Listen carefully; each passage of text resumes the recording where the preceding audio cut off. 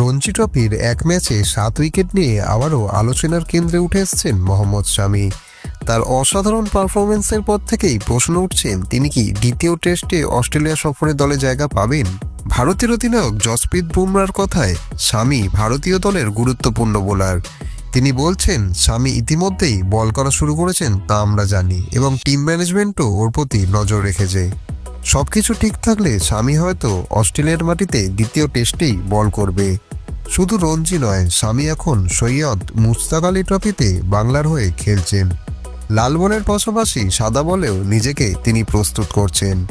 দু একটি ম্যাচে ভালো খেললেই হয়তো অস্ট্রেলিয়ার বিমানে তাকে উঠতে হবে। এদিকে অস্ট্রেলিয়ার বিপক্ষে প্রথম টেস্টের আগে নিজের দল নিয়ে আত্মবিশ্বাসী বুমরা। তার মতে অস্ট্রেলিয়ার পরিবেশে দ্রুত মানিয়ে নেওয়ার জন্য আগে থেকেই এসে গেছে ভারতীয় দল। তরুণদের জন্য এই অভিজ্ঞতা খুবই গুরুত্বপূর্ণ। সবশেষে বুমরা বললেন, আমাদের কাছে জয়টাই হচ্ছে আসল লক্ষ্য।